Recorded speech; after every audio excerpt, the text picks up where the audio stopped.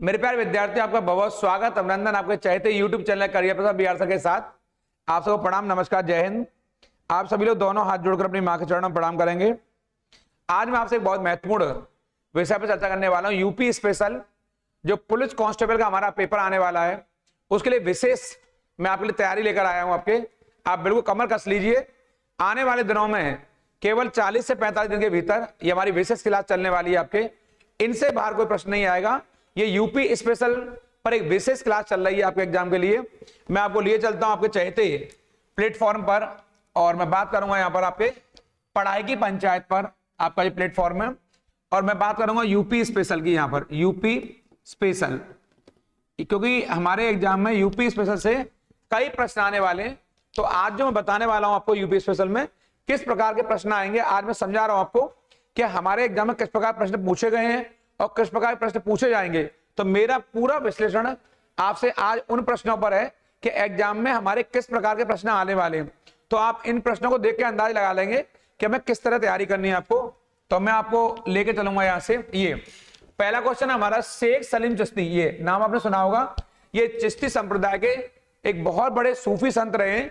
चिश्ती संप्रदाय के शेख सलीम चिश्ती की दरगाह पर, दरगाह माने मजार होता है, दरगाह पर ये सर्पिल ब्रैकेट ये दिखाई दे रहा है आपको। यहां से सर्पिल ब्रैकेट, ये बहुत हमारे लिए महत्वपूर्ण है। यहां से सर्पिल ब्रैकेट किसके प्रभाव को दर्शाता है? क्या पूछा उसने? सर्पिल ब्रैकेट कहां पर पूछ रहा है हमसे? ये पूछ रहा है आपके जो शेख सलीम चिश्ती की दरगाह है। तो पहली बात तो ये कहां स्थित है? तो फतेहपुर सीकरी में ये स्थित है हमारी दरगाह।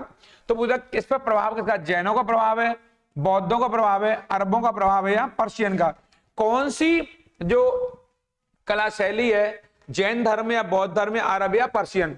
तो सही उत्तर इसका जैन धर्म है। यानी कि जो शेख सलीम चिश्ती की दरगाह मजार है उस पर सर्पिल ब्रैकेट में जिस धर्म का प्रभाव दिखाई देता है वो जैन धर्म है। इस प्रकार के प्रश्न हमारे एग्जाम में आएंगे, क्योंकि इसको देख के आपको लग रहा होगा अंदर, क्योंकि ज्यादातर विद्यार्थी क्या मार के आएंगे? या तो अरब मार के आएंगे या पर्शियन मार के आएंगे, क्योंकि उन्हें ऐसा लगता है कि सूफी संत हैं शेख सलीम, वो मुस्लिम धर्म से संबंधित हैं। तो कहीं ना कहीं पर तुर्कों का, अरबों का या पर्शियन का प्रभाव पड़ा होगा।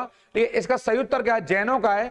तो ऐसे बहुत सारा विश्लेषण मैं यूपी में आपके लिए लेकर आऊंगा और उन्हीं प्रश्नों को आपको पढ़ना है। मैंने पहले कहा पीछे, इस चैनल को सब्सक्राइब नहीं किया है, तेजी सब्सक्राइब कर लीजिए। लाइक शेयर करना बिल्कुल नहीं भूलें, क्योंकि ये वही चैनल है जहां से आपको आपकी मंजिल प्राप्त होने वाली है। इस सीरीज का दूसरा प्रश्न है, ये बहुत महत्वपूर्ण।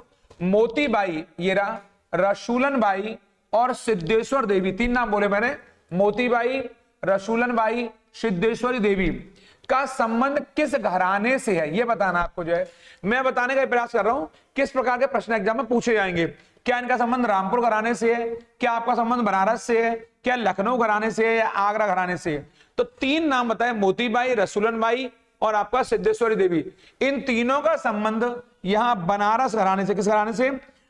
तीनों की तीनों एक ही घराने से जुड़ी हुई है। किससे? बनारस घराने से। तो मैं आपको बताऊंगा जब मैं पढ़ाना चालू करूंगा अभी न्यू बैच में यूपी स्पेशल, क्योंकि बच्चे सब कुछ पढ़ लेते हैं, पर यूपी स्पेशल से, अभी यूपी पैट का एग्जाम हुआ था तो बच्चों को सबसे ज्यादा कठिनाई हुई थी यूपी स्पेशल से आने वाले प्रश्नों पर। तो मैं संस्कृति पर, कला पर, साहित्य पर, राजनीतिक स्थिति पर, यहाँ की कृषि व्यवस्था पर, यूपी के उद्योगों पर, यूपी की जनजातियों पर, यूपी के खेल कूदों पर मैं विशेष चर्चा करूंगा आपसे। इसलिए कह रहा हूं इस चैनल को सब्सक्राइब जरूर कर लेंगे, लाइक शेयर करना बिल्कुल नहीं भूलेंगे और कमेंट जरूर करके बताएंगे कि आपको ये वीडियो कैसी लगी है। क्योंकि मैंने आपके लिए विशेष तौर पर प्रश्नोत्तरी अंदाज में, क्वेश्चन एंड आंसर अंदाज में इसको तैयार किया है। इसके माध्यम से बताने का प्रयास कर रहा हूं कि यूपी में किस प्रकार के प्रश्नों का पिटारा आने वाला है। ये आपके लिए अगला प्रश्न लेकर आया हूं मैं आपके यहां से। हिंडाल्को प्लांट, ये रहा, हिंडाल्को प्लांट यूपी में कहां स्थित है? तो आपको मालूम होगा हिंडाल्को का मतलब ही होता है, ये प्रश्न यहाँ पे हिंडाल्को, HINDALCO, ये रहा हिंडाल्को। तो हिंडाल्को का मतलब यहाँ पर पहली बात तो यही है, ये HIND से क्या बनेगा? यहाँ पर HIND से सीधा बनेगा, यहाँ पर हिंदुस्तान बनेगा, यहाँ से AL से एल्यूमिनियम और CO से कॉर्पोरेशन, हिंदुस्तान एल्यूमिनियम कॉर्पोरेशन। वो पूछ रहा है हिंडाल्को प्लांट कहां स्थित है। तो आपकी जानकारी बताता हूं, हिंडाल्को 1858, यहाँ पर 1958 में इस हिंडाल्को कंपनी की स्थापना हुई है। कब हुई है? 1958 में ये हिंडाल्को लिमिटेड की स्थापना हुई थी। और कहीं ना कहीं जो हिंडाल्को प्लांट है इसकी जो स्थापना हुई वो 1962 में, यहाँ पर ये बड़ा महत्वपूर्ण आपके एग्जाम के लिए यहां से, क्योंकि एग्जाम पूछा जाएगा हिंडाल्को प्लांट बना कब है। तो एक सही उत्तर कैसे मारेंगे आप, जो यहां पूछेगा क्या मोदी नगर में स्थित है या रॉबर्ट्सगंज में या रेणुकूट में या गोंडा में। तो हिंडाल्को प्लांट हमारा कहां पर है, ये रेणुकूट जिले में स्थित। कहां है, ये रेणुकूट जिले में स्थित है। यहां पर ये रेणुकूट क्षेत्र है, जिला नहीं है, रेणुकूट क्षेत्र है। अब प्रश्न है कि रेणुकूट किस जिले में स्थित है, तो ये सोनभद्र में। कहां पर है ये सोनभद्र जिले में स्थित है। यहां पर एक नया क्वेश्चन बताया मैंने आपको, सोनभद्र रूपी, ये नया क्वेश्चन चर्चा कर रहा हूं। यानी कि अगर आएगा रेणुकूट कहां स्थित है तो हम बताएंगे सोनभद्र जिले में स्थित है। सोनभद्र में चर्चा आपसे आगे भी करूंगा, जब जिलेवार तौर पर यूपी के 75 जिलों पर मेरी आपकी चर्चा होगी। तो हिंडाल्को प्लांट अगर आएगा, हिंडाल्को कंपनी की स्थापना कब हुई है, आपकी कंपनी अगर पूछेगा तो बताएंगे 1958 में हुई है स्थापना इसकी। और अगर हिंडाल्को प्लांट या कब लगाया गया रेणुकूट में, तो बताएंगे 1962 में लगाया गया, जो आपके एग्जाम के लिए बहुत महत्वपूर्ण है। इस समय देश के प्रधानमंत्री पंडित जवाहरलाल नेहरू हुआ करते थे। वर्ष 1962 की बात हो रही है यहां से, तो याद कर लेंगे। हिंडाल्को प्लांट एल्यूमिनियम का, हिंदुस्तान एल्यूमिनियम कंपनी का बहुत बड़ा प्लांट रहा है, इसको रटकर जाएंगे। ऐसे प्रश्न हमारे एग्जाम बार बार पूछे जाएंगे, ईयर से पूछे जाएंगे, जिले से पूछे जाएंगे, कहां स्थित है इससे पूछे जाएंगे। ऐसे प्रश्नों पर मैं आपसे चर्चा करूंगा। ये वो प्रश्न है जो आपके एग्जाम में आने वाले हैं, इसी प्रकार के प्रश्न आएंगे। आप अपना मूल्यांकन कर लीजिए कि हमारी तैयारी किस तरह चल रही है और हमारे क्या कमी रह जा रही है, क्या पढ़ना हमें और शेष है, किस तरह हमारी रणनीति रहेगी। यद्यपि मैं भी आपको बताऊंगा हमारी स्ट्रेटजी क्या रहने वाली है। और जैसे फॉर्म भरे जाएंगे आपके बुधवार से, यानी कि जो फॉर्म 27 तारीख से हमारे चालू हो रहे हैं, तो 28 तारीख से और 1 तारीख से विशेष तौर पर 1 से लेकर 31 जनवरी तक, यानी 1 जनवरी 24 से लेकर 31 जनवरी 24 तक एक विशेष रणनीति रहेगी 31 दिन की हमारी। और वो 31 दिन का जो गोल तैयार किया है, उनसे बाहर कोई प्रश्न एग्जाम में आने वाला नहीं है। हमें उतने ही प्रश्न बनने, उसके अलावा कुछ भी पढ़कर नहीं जाएंगे। ये क्वेश्चन नंबर अगला चौथा है हमारा, यूपी का सबसे पूर्वी शहर इनमें से कौन सा है। पूर्वी शहर पूछ रहा है, क्या वो बलिया है, क्या आजमगढ़ है, बाराबंकी है या बस्ती है। तो आप जान लेना यहाँ पर सबसे पूर्वी क्षेत्र इनमें से बलिया है। कौन सा है, बलिया इनमें से सबसे पूर्वी क्षेत्र है। कौन सा, बलिया जिला है, जो बहुत महत्वपूर्ण है। बलिया पर मैं विशेष चर्चा करूंगा क्योंकि बलिया का क्वेश्चन हमारे एग्जाम में बार बार पूछा गया है। इसको देख लेंगे यहां से, इसका सही उत्तर बलिया है। अब मैं बताऊंगा आपको, ये पूरे यूपी में सस्य जलवायु क्षेत्रों का संख्या कितनी है। सस्य जलवायु माने कृषि जलवायु क्षेत्रों की, क्या इनकी संख्या 5 है, क्या 7 है, या आपके 9 है या 11 है। तो ज्यादातर विद्यार्थी हमारे सस्य वर्ड ही नहीं जानते। सस्य का मतलब है कृषि जलवायु क्षेत्रों से, यानी हमारे यहाँ पर सस्य जलवायु क्षेत्र होते हैं वो भौगोलिक स्थिति पर, मिट्टी पर, तापमान पर, वहां की जलवायु पर निर्भर करते हैं। तो इनकी संख्या 9 है। कितनी है यूपी में, इनकी संख्या 9 है। अगर भारत में आ जाएगा कि भारत में कितने सस्य जलवायु क्षेत्र, भारत में पूछ लेता आपसे, तो आप बताएंगे भारत में योजना आयोग के अनुसार, किसके अनुसार, योजना आयोग के अनुसार इनकी संख्या कितनी बताई गई, 15। कितनी बताई गई है, 15 बताई गई है। अगर आएगा भारत में सस्य जलवायु क्षेत्रों की संख्या कितनी है, तो आप बताएंगे भारत में कृषि, सस्य माने कृषि जलवायु क्षेत्रों की संख्या 15 है। अगर यूपी पूछेगा तो आप बताएंगे इनकी संख्या 9 है। ऐसे ही मैंने आपके लिए एक क्वेश्चन और बनाया है जो आपके एग्जाम के लिए बड़ा महत्वपूर्ण है। भारत के समस्त राज्यों में क्षेत्रफल के अनुसार, ये पूछ रहा है बाई एरिया, यूपी का क्या स्थान है। यूपी पूछ रहा है उत्तर प्रदेश का क्षेत्रफल के आधार पर कौन सा स्थान है, क्या इसका स्थान दूसरा है, क्या तीसरा स्थान है, या चौथा है, या 5वां है। तो आपको जानना चाहिए क्षेत्रफल के अनुसार सबसे बड़ा जिला राज्य कौन सा है। तो सबसे बड़ा राज्य कौन सा है, राजस्थान है। ये हमारे माइंड में आ गया होगा, राजस्थान सबसे नंबर 1 पर आएगा। दूसरे स्थान पर मध्य प्रदेश आएगा, ये आ गया होगा माइंड में। तीसरे स्थान पर महाराष्ट्र आएगा, ये आपके माइंड में आ गया होगा यहाँ पर। और चौथा स्थान है वो सीधा हमारे यूपी का आएगा। यही हमारा यूपी है जो आपके चौथे स्थान पर इस समय आ गया है। तो आपका सही उत्तर क्या होगा इसका, ये उत्तर होगा यानी कि सी। तो पहले आप देखेंगे प्रश्न का नेचर क्या है, क्या हमसे पूछ रहा है। तो मैं आपको इसी अंदाज में पढ़ाऊंगा आपको, ये बहुत महत्वपूर्ण है। मेरी जो चर्चा होने वाली है 1 माह की, वो आपके लिए बहुत इंपॉर्टेंट चर्चा होगी। इसलिए इस वीडियो पर लगातार बने रहेंगे, चैनल से लगातार जुड़े रहेंगे। और जिनसे मैं अभी तक नहीं जुड़ा हूं, आपके माध्यम से मैं पहुंचूंगा वहां पर, आप पहुंचाएंगे इस चैनल को, ये आपकी जिम्मेदारी भी है। क्योंकि अधिक से अधिक हमारे बच्चे हैं, जो हमारे विद्यार्थी गण हैं, उन तक इन प्रश्नों की और यूपी स्पेशल की पहुंच होनी चाहिए। ये बहुत महत्वपूर्ण है, क्योंकि अभी नहीं तो कभी नहीं। ये देखेंगे आप लोग, ये चौथा स्थान है यहाँ पे इसका, ये देखेंगे पहला स्थान हमारा राजस्थान का। यहाँ से इस क्रम में मैं बताऊंगा आपको, ये यूपी के राजकीय चिन्ह में क्या नहीं है, पूछ रहा है क्या मछली नहीं है, क्या धनुष नहीं है, क्या तीर नहीं है, क्या मोर नहीं है? क्या सही उत्तर जो आपके है वो मोर नहीं है। क्या नहीं है? मोर नहीं है। आपके माइंड में आ गया होगा कि कैसे दो मछलियां राज के चिन्ह में है और मैं तीर धनुष को लेकर के जो हमारा सिंबल है यूपी का राज की चिन्ह है वो, इसको देख लेंगे। इसमें मोर नहीं है, ये आपके लिए बहुत महत्वपूर्ण है। यहां से इस प्रकार का अगला प्रश्न है आपका ये, इनमें से कौन सा युग्म, युग्मन होता जोड़ा, सही सुमेलित नहीं है? यानी कि हमसे पूछ रहा है कि कौन सा जोड़ा गलत है, कौन सा जोड़ा सही नहीं है। तो आप देखेंगे विंध्याचल का संबंध मिर्जापुर से, देवा शरीफ का संबंध बारांकी से, हस्तिनापुर का संबंध मेरठ से और श्रृंगवेरपुर का संबंध फैजाबाद से। ये यानी सारे के सारे महत्वपूर्ण पर्यटक स्थल हैं, बहुत महत्वपूर्ण क्षेत्र हैं, किसी ना किसी वजह से जाने जाते हैं। कुछ बच्चों को ये पता नहीं क्या है। ये सब सारे सारे ऐसे पर्यटक क्षेत्र हैं, धार्मिक क्षेत्र हैं जो यूपी में विशेष तौर पर जाने जाते हैं। तो मैं आपको यूपी की कला और संस्कृति पढ़ाऊंगा, वहां पर चर्चा करूंगा कौन कौन से वो क्षेत्र हैं जो बहुत महत्वपूर्ण है पर्यटक स्थल के तौर पर, धार्मिक स्थल के तौर पर। तो इसका सही उत्तर जो आपके यहाँ आएगा, आपके सही उत्तर है इसका विंध्याचल मिर्जापुर में ही स्थित है, देवासरी बाराबंकी में ही है, हस्तिनापुर में मेरठ यानी मेरठ क्षेत्र में हस्तिनापुर स्थित है, यानी ये मेरठ वाला पार्ट है, बाराबंकी में देवा शरीफ है, मिर्जापुर में विंध्याचल है, लेकिन फैजाबाद में श्रृंगवेरपुर, यानी कि ये गलत है इसका उत्तर, यानी कि फैजाबाद में श्रृंगवेरपुर स्थित नहीं है। अब आपके मन में आ रहा होगा कि यदि श्रृंगवेरपुर फैजाबाद में नहीं है तो ये कहां है, ये माइंड में आना चाहिए। अगर ये यहां नहीं है तो फिर कहां है? तो इसका सही उत्तर है श्रृंगवेरपुर आपके प्रयागराज में स्थित। कहां स्थित है? ये प्रयागराज में स्थित है, यानी कि इलाहाबाद में, क्योंकि प्रयागराज का जो पूर्व नाम है, जो ओल्ड नेम है वो क्या है? वो इलाहाबाद है। तो श्रृंगवेरपुर वही स्थान है जहां राम, लक्ष्मण और सीता जी ये तीनों लोग गए थे आपके केवट निषाद राज ने, जहां गंगा पार कराई थी। कहां से? प्रयागराज से। ये वही स्थान है, ऐसा लोग कहते हैं। इसी श्रृंगवेरपुर में भगवान राम ने एक रात गुजारी थी इस गांव में। कौन से में? श्रृंगवेरपुर नाम के। और ये कहां स्थित है? आपके प्रयागराज में। बहुत बहुत इंपॉर्टेंट है। और निषाद राज ने भगवान राम के चरण भी धोए थे और उन्होंने उसका पान भी किया था, उन चरणों को धोकर के पिया भी था, आप जानते होंगे। और वो निषाद राज थे, केवट यानी केवट, यानी कि केवटों का कल्याण हुआ था वहां से। ये बहुत महत्वपूर्ण। कहां पर है? प्रयागराज में श्रृंगवेरपुर। तो सही कौन जोड़ा गलत है? श्रृंगवेरपुर गलत है, फैजाबाद में स्थित नहीं है। अब आप देखेंगे अगला क्वेश्चन है इसका, निम्नलिखित राज्यों में से ये पूछ रहा है किससे उत्तर प्रदेश की सीमा नहीं लगती है। वो पूछ रहा है किससे सीमा नहीं लगती है।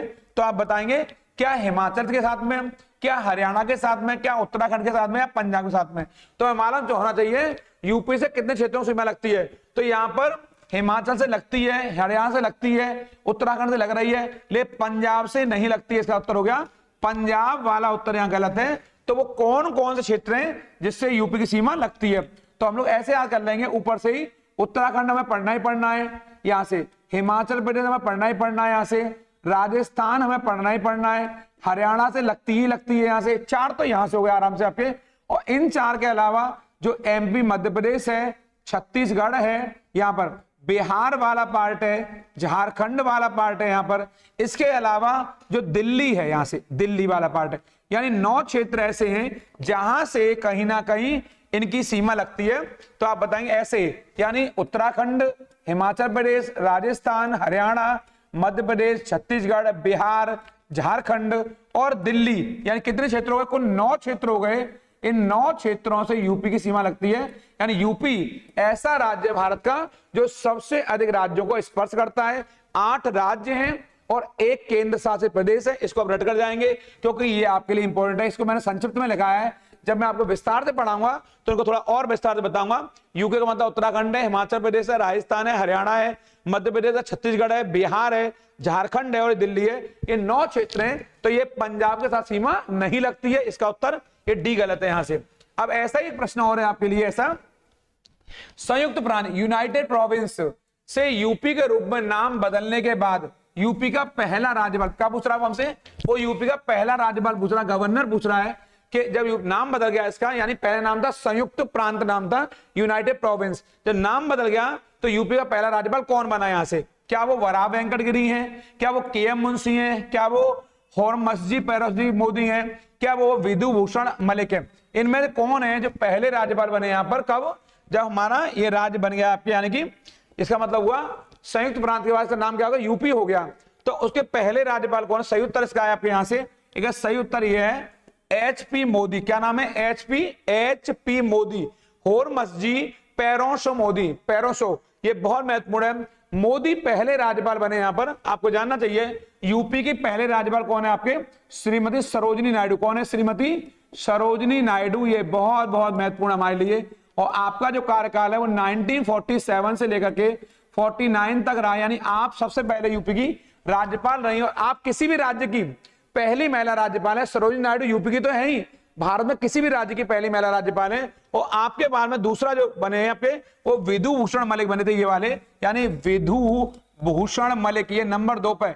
यानी अगर आएगा कि पहली अगर महिला यूपी की है तो पहले पुरुष कौन है? तो पहले पुरुष आपके यही हैं, विधु भूषण मलिक। यहां दिखाई दे रहा है आपको, नाम है विधु भूषण मलिक। लेकिन ये कार्यवाहक थे, ये ना करीब आपके 2 महीने इन्होंने कार्य किया इस पद पर।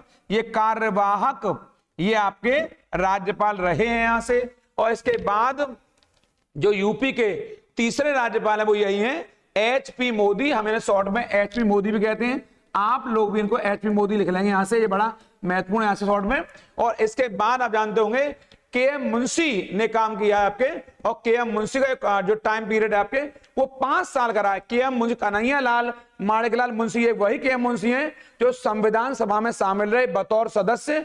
और आप जानते होंगे जो प्रारूप समिति है संविधान सभा में, प्रारूप समिति के 7 सदस्यों में से KM मुंशी भी एक थे, और प्रारूप समिति के जो अध्यक्ष थे वो डॉक्टर भीमराव अंबेडकर रहे। तो ये KM मुंशी ये हैं जो आपके यहां से, इन्हीं का कार्यकाल सबसे लंबा रहा है 5 साल का, 1952 से लेकर 1957 तक रहे आपके ये। इनको आप लिख लेना क्योंकि आपके काम के क्वेश्चन यहां से। और जो वरा वेंकट गिरी, VV गिरी हैं, ये 1957 से लेकर के और 60 तक ये राज्यपाल रहे 3 साल तक, और बाद में ये VV गिरी देश के राष्ट्रपति बने। यानी कि जो KM मुंशी हैं उन्होंने 5 साल तक बतौर राज्यपाल कार्य किया यहां पर, और ये देश में आपके हमारे यूपी के राज्यपाल रहे KM मुंशी, जो 5 साल तक रहे। और जो HP मोदी आपको यहाँ दिखाई दे रहा है आपके, ये करीब आपके 3 वर्ष तक ये आपके राज्यपाल रहे। यहाँ पे 1949 से बन गए थे आपके, 49 से लेकर के और 52 तक। ये आपका उत्तर इसका यही है, HP मोदी। इनको आप देख लेंगे क्योंकि हमारे एग्जाम में अक्सर इस तरह क्वेश्चन आते हैं, कौन कब से कब तक रहा है। थोड़ा डेट आपको याद करनी पड़ेगी यहाँ से, थोड़ी सी डेट आपको याद करनी, 1949 से 52 तक। यानी मोदी के बाद कौन बना है आपके? KM मुंशी बने, और ये 5 साल है 52-57, और 57 से 60 तक कौन रहा है? VV गिरी। ऐसे प्रश्न आपके एग्जाम में आएंगे। मैं आपको मुख्यमंत्रियों के बारे में, विधानसभा के अध्यक्षों के बारे में, मैं आपको राज्यपालों के बारे में ये सब बताऊंगा इन प्रश्नों को, इसको रट कर जाएंगे। यूपी का पहला राज्यपाल कौन बना यहाँ से? आप बताएं। HP मोदी बने यहाँ पे, और कब की बात कर रहा है वो? 1950 की बात कर रहा है। आप देख रहे हैं 49 तक कौन रहा है? ये रहे 49 तक यहाँ पे, और यही इसी दौर में इनका रहेगा कार्यकाल आपके। और 52 में आपके KM मुंशी यानी कि कन्हैयालाल माणिकलाल मुंशी आ जाएंगे। और VV गिरी वही व्यक्ति हैं जो कि यूपी के राज्यपाल भी रहे और बाद में देश के राष्ट्रपति बने यहां से। इस क्रम में आप देखेंगे अगला क्वेश्चन, जो यूपी को पहले संयुक्त प्रांत के नाम से जाना जाता था, इसे किस वर्ष उत्तर प्रदेश नाम दिया गया है? यानी सर नाम उत्तर प्रदेश किस वर्ष पड़ा है? तो आप जाने क्या 48 है या 50 है या 51 है या 52 है? तो आप बताएंगे 26 जनवरी 1950 को इसका नाम क्या पड़ा? यूपी नाम पड़ा है 26 जनवरी 1950 को। जब भारतीय संविधान लागू हुआ, भारत एक गणराज्य बना, भारत एक रिपब्लिक ऑफ इंडिया बना, उस समय यूपी के नाम मिला इसको। इससे पहले इसका नाम क्या था? संयुक्त प्रांत था, यूनाइटेड प्रोविंस था। तो आप बताएंगे 26 जनवरी 1950 को, 26 जनवरी 1950 को ये उत्तर प्रदेश का नाम पड़ा। इसको आप देख लेंगे यहां से, ये बड़ा महत्वपूर्ण है यहां से। इस क्रम में आप देखेंगे ये निम्न में से कौन सा सही जोड़ा नहीं है? जोड़ा पूछ रहा है, ये पूछा कानपुर का चकेरी, वाराणसी का बाबतपुर, लखनऊ का अमौसी, आगरा का फुर्सतगंज। ये थोड़ा सा हमारे कुछ विद्यार्थी नहीं पता होगी ये क्या है। ये सारे के सारे दिखाई दे रहे हैं, ये हवाई अड्डे। क्या है ये सारे हवाई अड्डे? क्या है ये सब एयरपोर्ट है। क्या है ये सब एयरपोर्ट है, यानी कि एयरपोर्ट का नाम है, हवाई अड्डों के नाम है जो आपको दिखाई दे रहे हैं। तो जानना चाहिए कानपुर में चकेरी है हवाई अड्डा, बहुत सही है। वाराणसी में बाबतपुर है, बहुत सही है। लखनऊ में अमौसी है, बिल्कुल सही है। लेकिन आगरा में फुर्सतगंज नहीं है। तो सही उत्तर क्या है इसका? सही उत्तर आपका ये है, यानी कि ये यहां पर आगरा में फुर्सतगंज नहीं है। तो आपको मन में आ रहा होगा कि आगरा में फुर्सतगंज नहीं है, तो आगरा का पर कौन सा है? तो आगरा का यहां कर लेंगे आप लोग, आगरा का जो एयरपोर्ट है वो नाम है खेरिया एयरपोर्ट। क्या नाम है? खेरिया एयरपोर्ट, ये नाम है खेरिया एयरपोर्ट नाम है। इसको आप लिख लेंगे यहां से, आगरा का फिर कौन सा खेरिया है, ये आपका आगरा में स्थित है। और फिर आपके मन में क्वेश्चन आएगा यहां से कि अगर ये आगरा का अगर ये वाला है तो फुर्सतगंज का कौन सा है आपके, यानी फुर्सतगंज एयरपोर्ट कहां स्थित है, तो बता रहे हैं अमेठी में। कहां पर, ये आपके अमेठी में स्थित है, अमेठी जिले में स्थित है आपके कौन सा, फुर्सतगंज, जो कि पहले एक जमाने में रायबरेली में हुआ करता था, लेकिन रायबरेली से कौन से जिले का निर्माण हुआ है, अमेठी का निर्माण हुआ है। तो अमेठी में पड़ेगा फुर्सतगंज और आगरा में पड़ेगा खेरिया एयरपोर्ट। इसको रट कर जाएंगे और इसका सही उत्तर क्या है, आगरा फुर्सतगंज। यानी जो चकेरी में, जो कानपुर में चकेरी एयरपोर्ट है, वाराणसी में बाबतपुर है, लखनऊ में अमौसी है, लेकिन आप फुर्सतगंज आपके आगरा में नहीं है। तो आगरा में कौन सा, खेरिया है, जो बहुत इंपॉर्टेंट है। और फुर्सतगंज कहां स्थित है, अमेठी जिले में है। यानी आज पूछा जाएगा कि फुर्सतगंज एयरपोर्ट कौन से जिले में यूपी के, तो आप अमेठी बताएंगे। और अगर खेरिया आएगा तो आप आगरा बताएंगे, अगर चकेरी आएगा तो कानपुर बताएंगे, बाबतपुर आएगा तो वाराणसी बताएंगे, अमौसी आएगा तो लखनऊ बताएंगे। इसको मेरे कहने से रट के जाएंगे। इस चैनल को सब्सक्राइब नहीं किया, तेजी सब्सक्राइब कर लीजिए। लाइक शेयर करना बिल्कुल नहीं भूलेंगे, कमेंट करना बिल्कुल नहीं भूलेंगे, क्योंकि मैं वही कराने वाला हूं जो एग्जाम में आने वाला है। आप मेरे पुराने विद्यार्थी पता है कितने बच्चों ने दरोगा बन करके आज थाना में इंचार्ज बने बैठे हैं, कितने बच्चे हमारे आज सिपाही बन के, कांस्टेबल बन के बढ़िया जीवन जी रहे हैं आपके। आपको यदि वास्तव वर्दी चाहिए तो इस चैनल को सब्सक्राइब कर लीजिए और लोगों तक पहुंचा दिए। जो मित्र और यार हैं आपके उन सब तक फैला दो, उन सब तक शेयर कर दीजिए चीज को कि हमारे गुरुजी क्लास करा रहे हैं, इनसे बाहर कोई प्रश्न आने वाला नहीं है। आपको मैं अगला क्वेश्चन बताऊंगा आपको यहां से कि जो गौतम बुद्ध नगर है, ये इस जिले का मुख्यालय कहां है आपके, ग्रेटर नोएडा में, गाजियाबाद में, रमाबाई में, नोएडा में। तो गौतम बुद्ध नगर का मुख्यालय पूछ रहा है वो आपसे, ये कहां स्थित है, तो ये नोएडा में स्थित। कहां स्थित है, ये नोएडा में स्थित है। गौतम बुद्ध नगर का जिला मुख्यालय पूछ रहा है। इस क्रम में आपके ये क्वेश्चन है, उत्तर प्रदेश दिवस कब मनाया जाता है, आपके किस तारीख को मनाया जाता है, 25 मार्च को, 2 अप्रैल को, 27 फरवरी को या 24 जनवरी को। तो यूपी दिवस है वो आपके बहुत फेमस है, वो कब मनाया जा रहा है आपको, वो मनाया जा रहा है आपके यहाँ से 24 जनवरी को, यानी यूपी डे हमारे यहाँ, इसे हम यूपी डे कहते हैं। उत्तर प्रदेश दिवस हमारे यहाँ 24 जनवरी को। और पहली बार कब मनाया गया है, तो आप बताएं, पहली बार जब बाबा योगी आदित्यनाथ की सरकार बनी तो वर्ष 2018 में से पहली बार मनाया गया है। यानी क्वेश्चन आ जाए कि किस वर्ष इसको मनाया गया पहली बार, तो आपका उत्तर होगा इसको वर्ष 2018 में पहली बार मनाया गया 24 जनवरी को, क्योंकि यूपी का जो स्थापना दिवस है वो 24 जनवरी ही है। तो अगर स्थापना दिवस आएगा तो 24 जनवरी मारेंगे आप। अगर 25 जनवरी आता है तो वो नेशनल वोटर्स डे है, जो बहुत इंपॉर्टेंट है आपके। अभी कुछ दिन पहले कुछ नई नई घोषणा आई है पे, और 26 जनवरी को हमारा रिपब्लिक डे होता है। 3 डेट बताई मैंने आपको। अगर 24 जनवरी आएगा तो यूपी डे, 25 जनवरी आएगा तो नेशनल वोटर्स डे, राष्ट्रीय मतदाता दिवस, और 26 जनवरी आएगा तो नेशनल रिपब्लिक डे, यानी कि राष्ट्रीय गणतंत्र दिवस, ऐसे बताएंगे आप लोग।